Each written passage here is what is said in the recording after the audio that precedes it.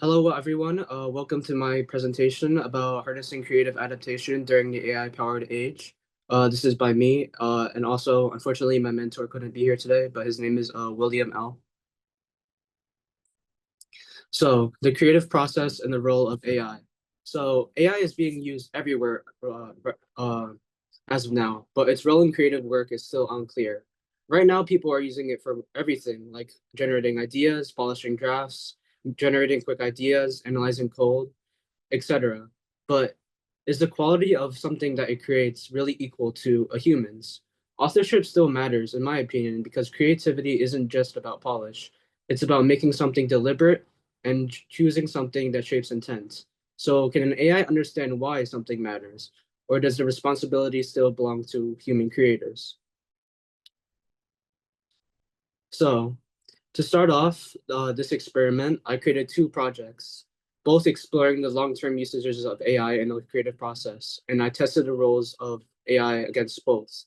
First is a novel called Unbridled, which I wrote in 2021, and second is a game called The Sorcerer, which I made in FlowLab.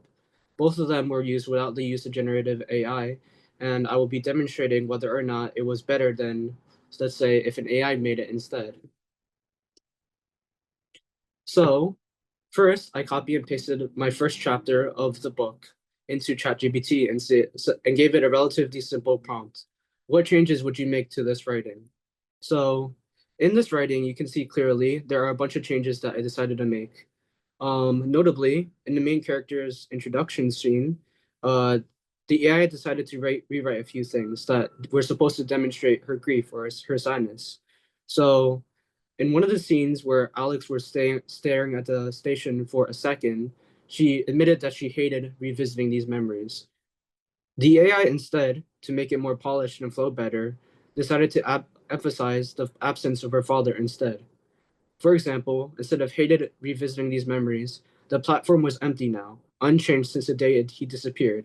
The AI demonstrated loss strongly, however, it presents grief in the third person instead of the first person. The AI decided to gloss over essential details and pauses, such as, for example, the memory pressed hard against her chest. This was their decided rewrite instead of a more nuanced comparison, such as having her demonstrate her suppression of this memory.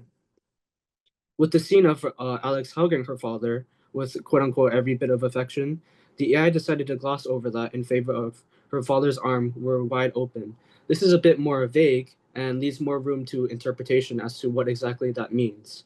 The result was smoother writing that flowed nicely, but didn't have as much emotional or human touch. AI is a great editor for polish, however, its emotional writing can be a bit off. So, what are the key takeaways? So while Grammarly helps spelling and stylistic editing, after I put into ChatGPT, I put it into Grammarly to see which things it would change, and it came up with similar results. ChatGPT was able to summarize the plot effectively. However, it glossed over essential details and provided polish but lacked human emotions as demonstrated by the previous examples. Overall, the AI tools were not sufficient alone and needed human assistance.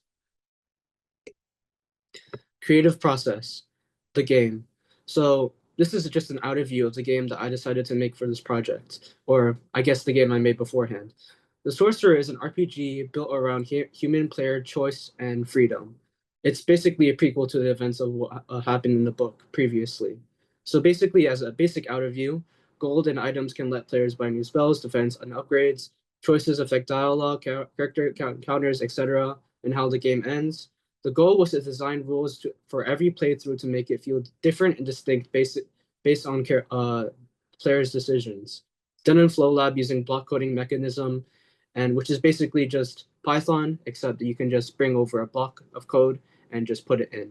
And as you can see later, it just makes things more visually easy to understand. And in the background, you can see the first level of my game. So the prompt I gave to the AI was, give me a second. What changes would you make to this code? So I'll take a little bit longer on this section just to explain some things. So in the first part, or the yellow circle, you can see this is sort of like one of the boss fights. This was the collision. Then it would get, I guess, the world value. and whatever word value or the amount of damage input that it receives, it makes a calculation to decide how much damage should be outputted. Once the health was less than or equal to 0, it would basically ask the AI to eliminate the enemy. So as you can see from this code, it's not too complicated. So an AI was able to understand this pretty easily. Next slide. So AI tools tested for the game. What did it change? An AI could scaffold repetitive code such as dialogue formatting. It could also give blueprints for code and eliminate redundant enemy task logic by making easy flow charts for people to understand, follow, and replicate. So as you can see on the right, I basically created a graph of what choices the AI decided to make. Instead of having some sort of exact equation, the AI decided to be a little bit more vague. It had a framescape variable, which basically meant that after the enemy was hit, a certain amount of time would pass, and then the AI would decide how much damage it would take. The damage pipeline wasn't exactly clear, but it did decide to scaffold these pretty well. But when it came to more complex fights, like the snow boss, Cytochroma for this particular game, producing neat-looking pipelines often broke human code without human intervention. So one of the fun Easter eggs I decided to include in this game was hitting the boss's head decided could reduce the amount of health it had by 125% instead of 100%. So it would basically increase your damage. But the DI decided to remove that entirely and focusing on more simple pipeline-like logic, as you can see. So while my version balanced more timing, damage, and strategy, the AI refractors often miss core structures. AI was best for helping for repetitive code, such as more repetitive enemies and things that didn't need more complex things.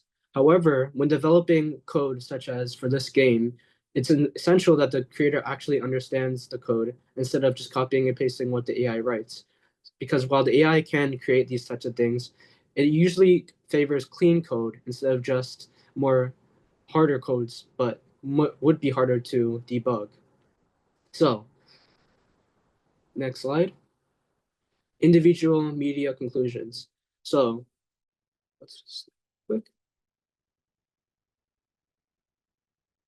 For the novel, AI was able to function as a tool, as an editor or an audience to help refactor the potential of the game and story. It can be an aid, but it doesn't actually produce quality work without human assistance because its writing is often a little bit emotionless and often summarizes things instead of writing them conclusively. For the game, tools for the game, the AI code that helped generate was neat looking pipelines and did work in theory for many of the lesser bosses. However, for many of the harder bosses, the pipelines made it seem a little bit messy and nonsensical, and it would be harder to debug by more experienced coders even. So therefore, for more multifaceted bosses, it wasn't as useful for complex projects, especially for certain parts, such as the damage, as we analyzed before. So, overall conclusions. AI struggles with meaning and quality. AI can assist, but it doesn't necessarily have human creative intent. AI can work as an editor, but cannot replace human in a creative process. An AI follows machine learning algorithms to determine the best solutions and which are the best standardized ones through vectors and basically checking a bunch of different sources. So that's why it's more proficient in more basic things, such as in code and in writing. Originality comes from human choices that show weight and meaning. AI can assist, but human authorship must remain at the center of creativity. And if you ever need to check my sources for any of these and you want to check out the code, I have the game link and the excerpts on screen now. And here's the bibliography and all the sources I used for this project. Thank you for listening. Well done, Harry. Thank you so much. You can join us back on camera, Harry, and then we can talk about the questions that have come in for your particular project. So, Harry, one of my first questions is creativity in AI is such an important topic, which is exactly why you've researched this. I'm curious though, Harry, did you identify as a creative first or as a utilizer of AI first. How did you connect the dots for your passions for the pursuits you've done of Unbridled and the Sorcerer Cream? Yeah, I sort of mentioned this earlier on, but I'll elaborate a little bit more. So these were projects that I made back in 2021 when I was like a sophomore or a freshman. So I didn't, AI obviously wasn't a big thing back then. So what I did was I revisited these old projects and said, hey, these original projects that I made, I wanted to see what AI would decide to do if it was in my place instead. And the AI decided to make things for me. Basically, it was sort of an experiment to decide, hey, is AI actually good at deciding author intent, or is it just making things more simple or less, you know, and the conclusions I came to. Interesting conclusions for sure. Now, what would you recommend for other creatives who either have pre-existing work like you had with your pursuits, or who are creating something brand new, either with or without AI? Um, my advice, first and foremost, is that humans should be at the center of it. So all the ideas or all the concepts should be drafted and created by a human first and foremost.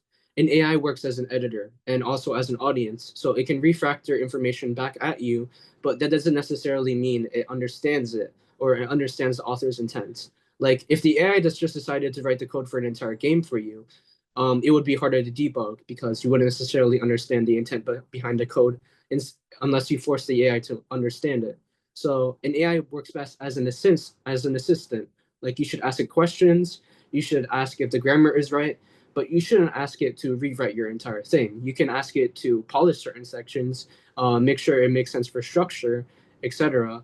However, when it comes to things like deciding where you want to go for the story, you should ask the AI questions, but you shouldn't let it decide. Well said, Harry. Thank you so much for sharing your insight with us. And hopefully we'll get a chance to review some of those pursuits that you've linked. So thank you very much, Harry. Appreciate you.